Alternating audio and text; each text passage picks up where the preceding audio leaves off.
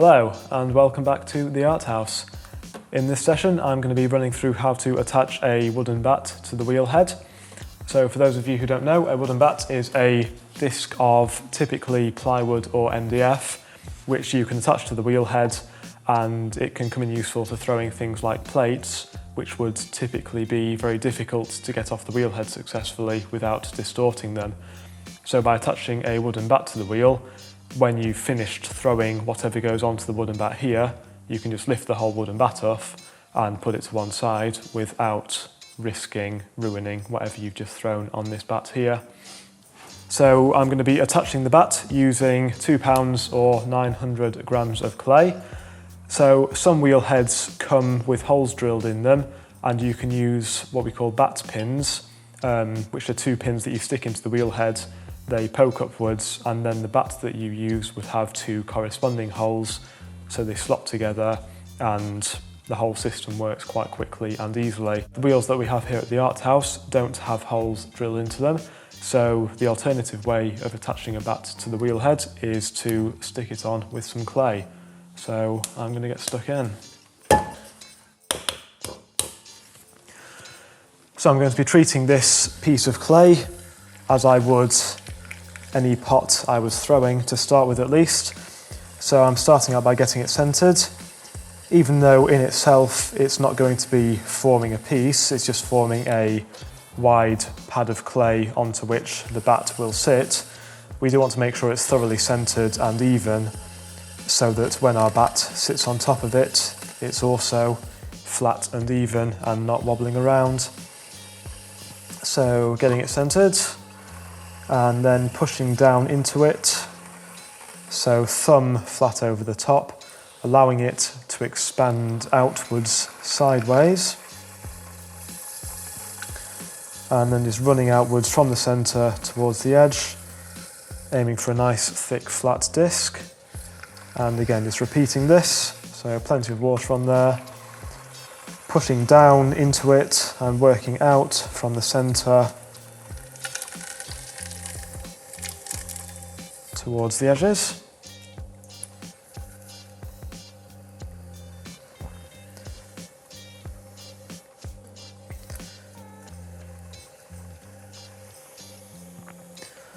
So something like this. So we really want this disc to be as flat as possible. If anything, we want it to be slightly indented towards the middle and slightly raised towards the rim.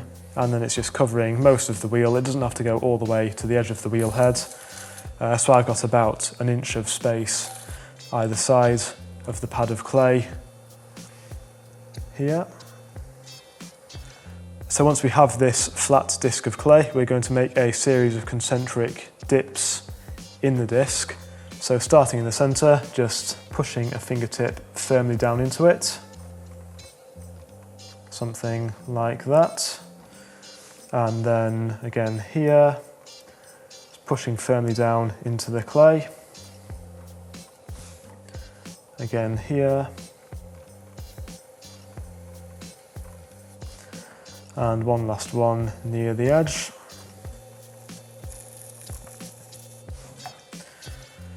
So this series of channels, when we put the bat down onto the wheel head and we push it down into this clay, these channels create air pockets which, as you push down into them and compress them, air will tend to get forced out, and it produces a sort of vacuum of suction which will help the bat stay affixed to the clay much more thoroughly.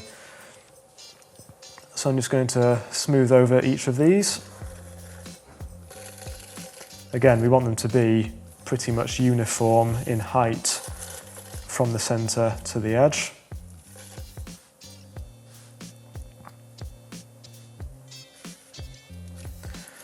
Something like so. And now we are ready to attach our bat.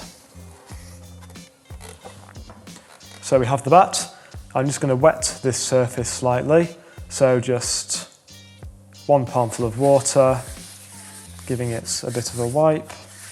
Now you don't want this surface to be too wet, otherwise when you pop it down onto the clay it's going to slide around and not stick. But you also don't want it totally dry, because if it is, it again doesn't tend to stick and it just sort of pops straight off again. So do be careful with the water, you don't want to put too much on there. So like I said, just 1 palmful of water, kind of shake your hand off, and just a very slight dampening of the wood. So I'm going to stop the wheel to start with, pop the bat down. So I'm just checking by looking over the top of the wheel to make sure it's as centered as it can get. So if we start spinning the wheel, and we're just looking at the edge to see if there's any inwards and outwards movement, and just by spinning the wheel very, very slowly and gently tapping the bat from the side, and just keeping an eye on that edge of the bat and keeping a close eye for any inwards or outwards movement, we can get it centered. It doesn't have to be 100% perfect, but the closer it is to being perfectly centered, the less likelihood there is that it's going to start sliding around and things are going to start going horribly wrong when you start throwing a piece on top of this bat. So now that that's sufficiently central, I'm stopping the wheel, starting just by giving it a thorough push down into the clay. So that's already slightly stuck, but not as thoroughly stuck as we want it to be. With a bit of a tug, that would come off again quite easily. So we've just started by pressing it down into those rings of clay. And again, I'm just going to wet my hand slightly, get the wheel going nice and fast.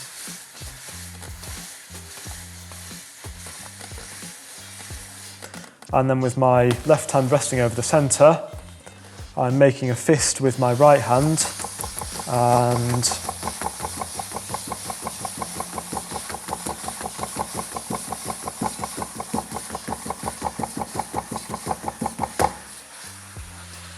just gently and rapidly bashing that bat down into the clay, and that should now be pretty firmly and thoroughly stuck in place. So I'm giving that a fairly good wobble and it's remaining stuck pretty well where it is. And that's about all there is to it. So this is now a suitable surface for a piece of clay to go down on top of.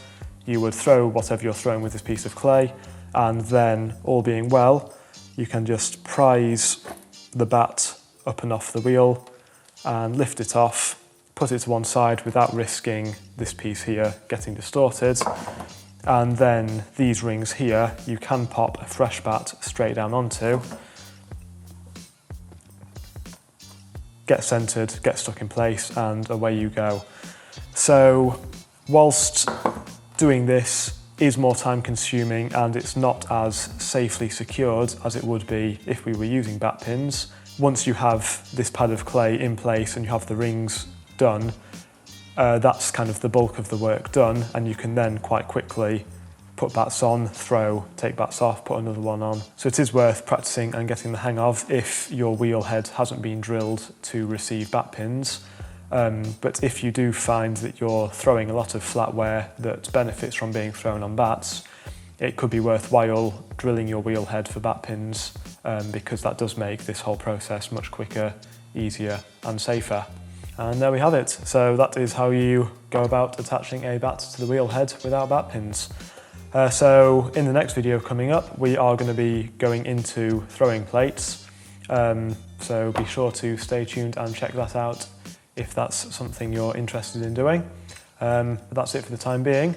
As always, thank you for watching and we will see you next time.